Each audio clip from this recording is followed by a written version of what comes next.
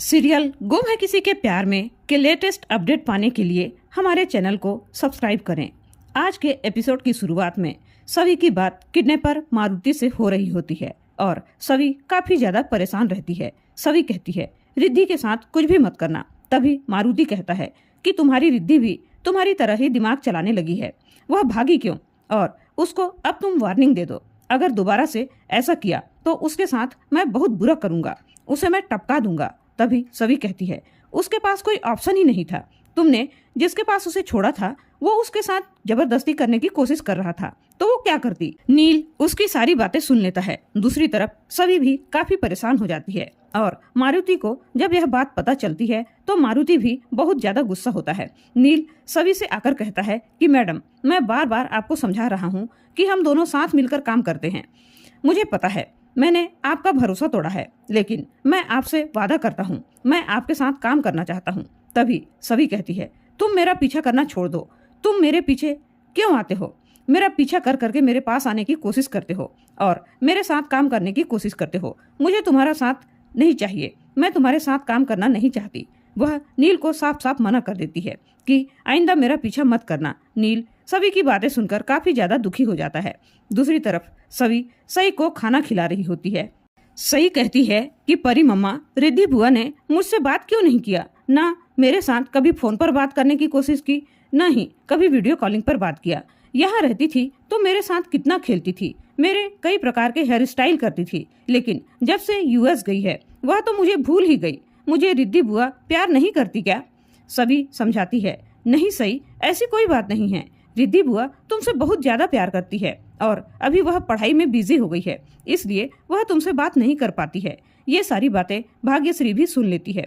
भाग्यश्री आकर कहती है कि रिद्धि सबसे ज्यादा प्यार तो सभी से ही करती है, क्योंकि जब से वह यहाँ से गई है तब से सिर्फ तुमसे ही बात करती है, मेरे से तो एक बार भी बात नहीं की। कौन सा पढ़ाई कर रही है पता नहीं। तभी वहीं पर तारा आ जाती है और सई से कहती है अरे सई बेटा, आज तुम्हारी परी मम्मा कहीं घूमने नहीं गई? और तारा की टॉन्ट सुनकर सभी को भी काफी बुरा लगता है। तभी तारा कहती है आज तो सई का स्पोर्ट्स डे है और मम्मा के पास तो टाइम होगा ही नहीं, तो अनिकेत अंकल और तारा बुआ दोनों सई के साथ स्कूल चलेंगे। लेकिन वहाँ पर सई बताती है कि मेरी परी मम्मा जा रही है मेरे साथ, मेरी परी मम्मा बहुत अच्छी है। वहीं पर सभी कहती है मैं अपने बच्चों के लिए कुछ भी करने को तैयार हूँ। सभी को भाग्यश्री की बातें याद आ जाती है कि भाग्यश्री ने कहा था कि बच्चों के प्रति एक भी लापरवाही अब बर्दाश्त नहीं होगी। अब तुम ऐसा करोगी तो मैं तुम्हें कियान और सई का मुंह भी देखने नहीं दूंगी। ये सारी बातें सभी के मन में चलने लगती है। दूसरी तरफ वेदांत पढ़ाई कर रहा होता है। लक्ष्मी नील को बताती है कि वेदांत ना आजकल बच्चों के साथ खेलता है, ना ही टीवी देखता है और ना ही कोई गेम में पार्टिसिपेट करता है।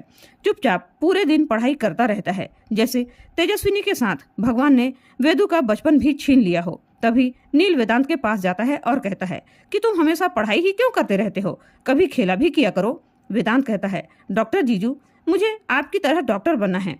नील समझाता है कि किसने बोल दिया कि डॉक्टर बनने के लिए हमेशा सिर्फ पढ़ाई ही करना पड़ता है, कभी कभी खेलना भी पड़ता है और पढ़ाई करने के लिए ब्रेन को एक्टिव रखना पड़ता है और ब्रेन को एक्टिव रखने के लिए हमें फिजिकल एक्टिविटी करनी पड़ती है। मैं भी जब बचपन में पढ़ाई करता था तो उसके साथ खेलता भी था और बहुत सारे मेडल भी जीते थे। वेदांत नील की बातों को सुनकर खुश हो जाता है और नील के साथ स्पोर्ट्स में जाने के लिए तैयार हो जाता है। दूसरी तरफ मारुति रिद्धि को लेकर आ रहा होता है। तभी वह रिद्धि से पूछता है तुम्हें इतनी सारी चोटें कैसे लग गई? रिद्धि बताती है कि जिस आदमी को तुमने मेरे पास छोड़ा था वह मेरे साथ गलत हरकतें करने की कोशिश कर रहा था, तो मैं वहां से भागी और सारी चोटें उसने ही लगाई है। मारुति यह सब सुनकर काफी ज्यादा दुखी हो जाता है। ऐसा लगता है जैसे वह रिद्धि को पसंद करने लगा है। दूसरी तरफ सवी और सई स्कूल में होते हैं और वहाँ पर सवी को कोई काम आ जाता है, लेकिन सई के पास एक बच्ची आती है और वह सई के बारे में बोलती है कि तुम्हारे पास तो सिर्फ मम्मा ही है, पापा तो है नहीं, तो पेरेंट्स का जो गेम होता है उसमें से तुम लोग पार्टिसिपेट कर ही नहीं पाओगे। तभी वहाँ पर सई दुखी हो जाती है। सई उन सारी बातों को सुनकर दुखी हो जाती है। सभी को बताती है कि मेरे पास पापा नहीं है, तो पेरेंट्स का जो गेम होगा उसमें हम लोग पार्टिसिपेट नहीं कर पाएंगे। सभी को बहुत ज्यादा बुरा लगता है यह सुनकर, और सभी सई को समझाती है कि जानती हो, मेरी भी जो आई थी उसके पास पापा नहीं थे, वो अपने पापा को ही आबा बोलती थी, यानी आई और बाबा मिला के तुम मुझे आबा बोल सकती हो। सई काफी खुश हो जाती है। तभी जाकर सभी पेरेंट्स गेम में भी पार्टिसिपेट करते हैं और आबा का स्टिकर चिपकाती है सई। सभी अपने मन में सोच रही होती है ये बच्ची कितनी परेशान है, और सही सोचती है कि काश आज मेरे पापा मेरे पास होते। वहीं पर सभी को ऐसा लगता है कि शायद यहाँ डॉक्टर नील भी आया है, क्योंकि उसे डॉक्टर नील की आवाज सुनाई देती है, लेकिन वह देख नहीं पाती। दूसरी तरफ मारुति बहुत ज्यादा मारता है उस किडनैपर को, जिसने रिद्धि के साथ गलत हरकत करने की कोशिश की थी, क्योंकि वह इतना मारता है कि वह अधमरा हो जाता है। ये सारी चीजें रिद्धि देख रही होती है। रिद्धि के पास मारुति आकर उससे सॉरी कहता है और उसकी आंखों में आंसू आ जाते हैं। उसके साथ कुछ गलत होने वाला था। मारुति को देखकर रिद्धि सोचती है कि ये किडनैपर इतना ज्यादा सॉफ्ट दिल का कैसे हो सकता है, आखिर इसे क्या हो गया। वहां पर रिद्धि को मारुति को देखकर कुछ भी समझ में नहीं आता।